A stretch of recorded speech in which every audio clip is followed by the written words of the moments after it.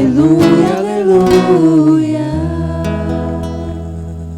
O Senhor esteja convosco. Ele está no meio de nós. Proclamação do Evangelho de Jesus Cristo segundo Lucas. Glória a vós, Senhor.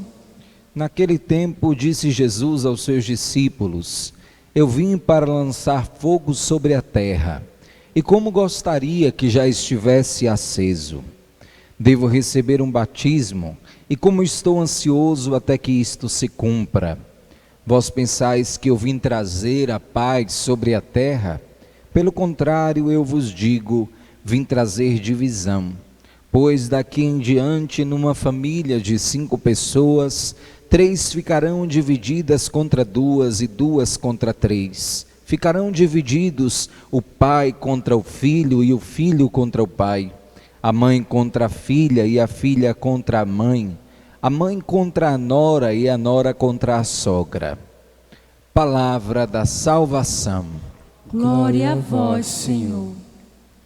Reverendíssimo Padre José Alain, estimados irmãos e irmãs, nós estamos celebrando no dia de hoje a memória litúrgica de um santo por nós muito conhecido, porque da grande maioria nos é contemporâneo, o Papa João Paulo II.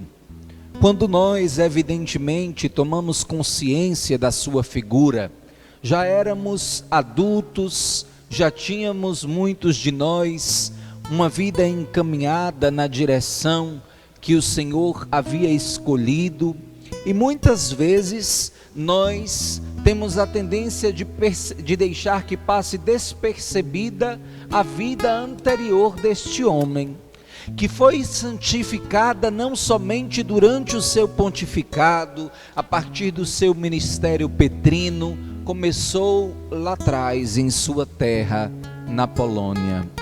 São João Paulo II era um grande esportista, gostava de jogar, gostava de subir montanhas, era um homem que apaixonadamente tinha a vida em alto grau, em elevada condição, costumava com os seus amigos jovens vivê-la intensamente.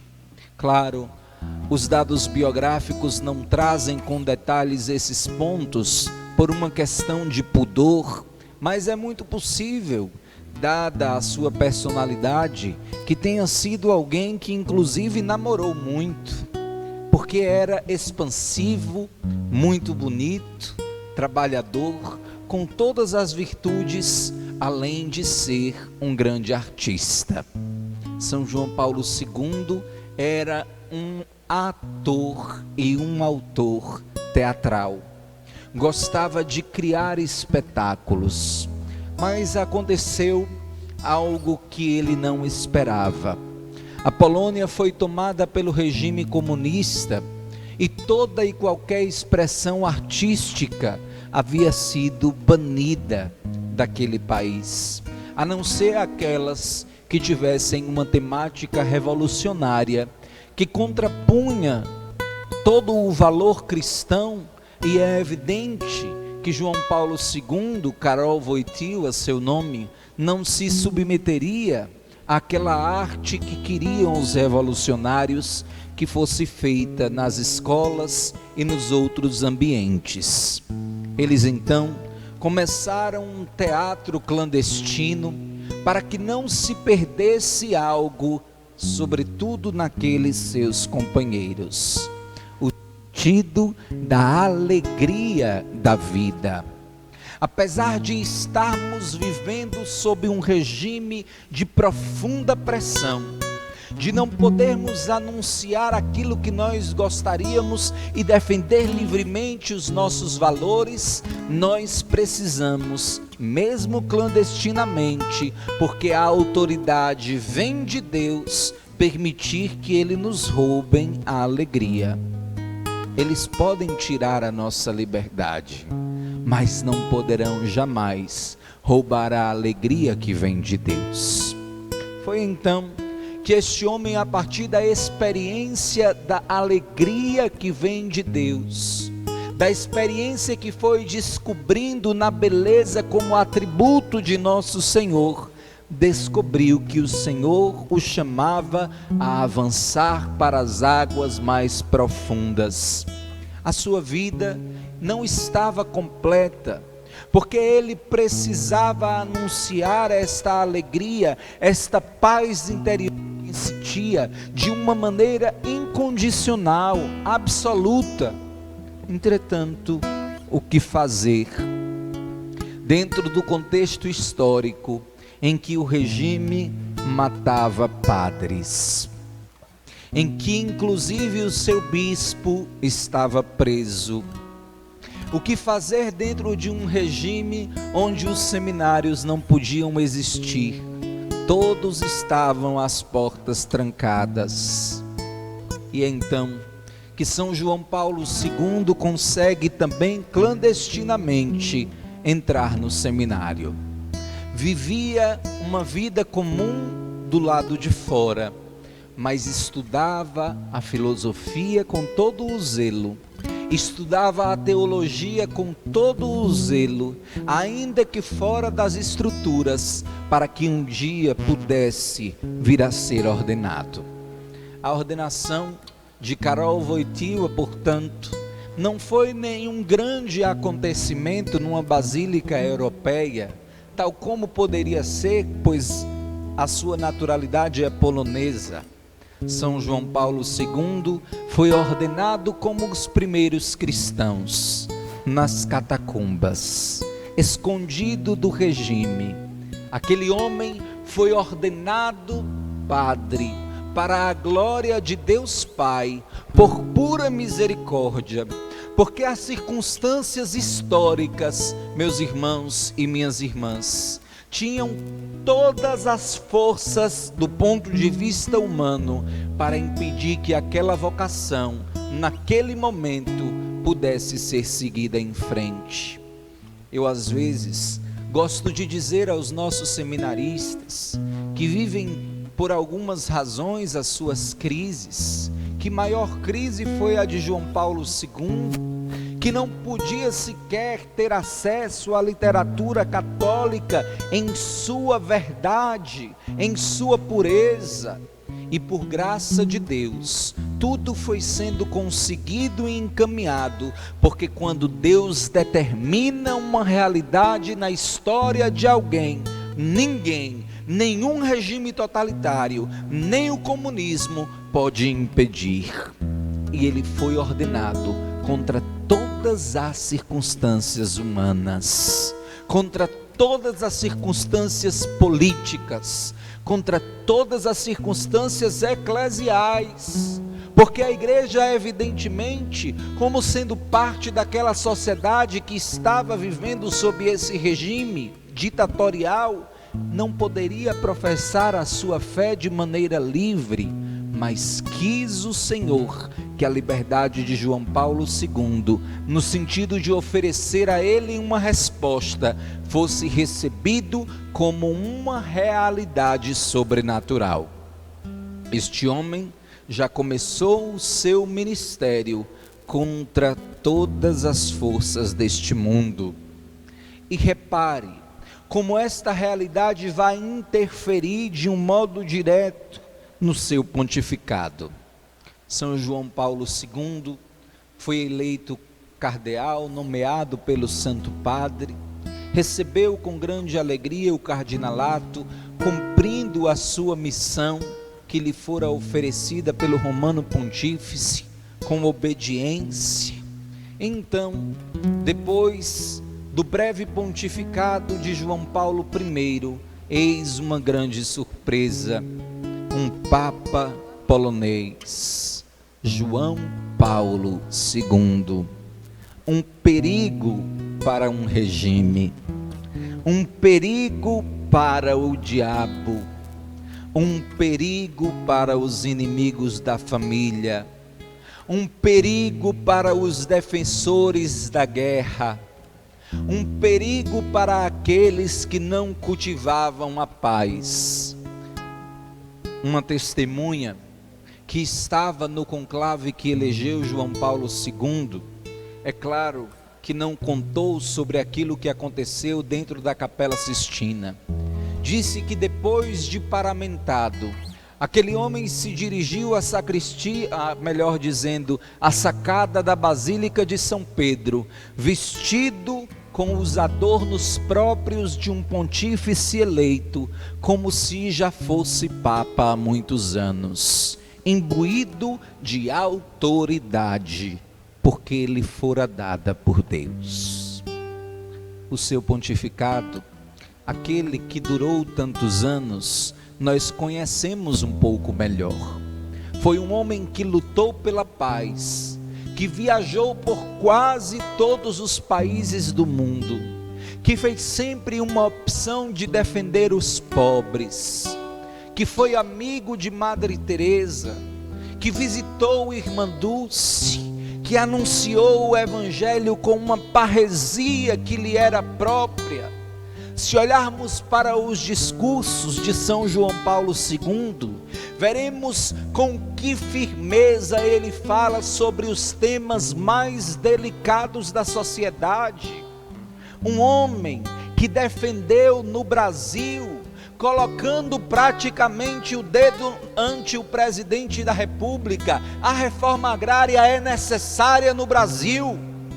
Quando ele ia se retirando, o presidente então olhou e disse: por quê? Ele voltou-se com uma força, encheu os pulmões, levantou o dedo e disse: por uma questão de justiça. Um homem que foi capaz de, ao ser ridicularizado quando chegou num determinado país, a Nicarágua, por um teólogo expoente da teologia da libertação, que já havia desobedecido às suas ordens de sair do ministério que estava exercendo dentro do governo, colocou as mãos sobre ele, e a humanidade inteira viu pesar sobre aquele dito teólogo a força do anel de Pedro, que fez com que ele se levantasse e escutasse o discurso exortativo, caridoso, mas feito na verdade pelo Papa João Paulo II. Um homem que realizou em todo o orbe terrestre congressos para as famílias, para dizer que é fundamental nós termos nesta célula a mãe da sociedade. Um homem que foi capaz, meus irmãos e minhas irmãs, de dizer em uma de suas encíclicas que a Eucaristia é a fonte e o ápice de toda a vida da igreja. Se nós, evidentemente, formos falar sobre todas as grandes ações do pontificado de João Paulo II, passaríamos, quem sabe, a noite inteira meditando o esplendor da verdade. Título de uma de suas encíclicas, Veritatis Splendor. Mas detenho-me dizendo sobre esses fatos para que eles nos ajudem a buscarmos as mesmas virtudes, e concluo com o final da sua vida, que talvez seja o aspecto mais impactante para nós. Num domingo de Ramos, se eu não estiver errado, em um 2 de abril, João Paulo II, que havia recebido um tiro já muito antes, que havia ficado com mal de Parkinson e outras sequelas por causa deste atentado, que havia perdoado o autor deste crime, estava como uma vela se apagando sobre o altar. Mas ainda assim, por causa da importância daquele dia, quis se dirigir à sacada da Basílica para dar ao povo de Deus uma palavra no Ângelus daquele dia que iniciava a Semana Santa. Entretanto, depois de 3 tentativas, sem conseguir falar, a janela se fechou. O Papa não conseguia mais falar com os seus fiéis. O que nós poderíamos interpretar ao ver um homem daquela idade que já não conseguia se comunicar verbalmente com o povo? Alguns, um idoso que foi exposto pela igreja e teve toda a sua vida gasta. Outros, um inimigo do comunismo que destruiu os nossos ideais. Outros, um amigo da reforma agrária e dos pobres e, portanto, inimigo daqueles que têm mais poder, se desgastando. Cada um poderia fazer uma interpretação, mas existe uma que é real. E aqui o verdadeiro católico imbuído de espiritualidade é capaz de fazer. Ali não estava mais Karol Wojtyła, aquele jovem alpinista. Ali não estava mais João Paulo II, com a força da sua voz para defender o Evangelho de Cristo e os seus valores. Ali não estava mais o homem que era capaz de passar horas diante do Santíssimo Sacramento de joelhos. Ali estava alguém que se consumiu por inteiro no Senhor e fez da sua realidade padecente uma união perfeitíssima com Cristo crucificado. Da janela da Basílica de São Pedro, há anos anteriores, aquele homem entrou vestido de papa com toda a autoridade de rei. E aquele rei morreu como o seu rei, acima dele, como Cristo crucificado.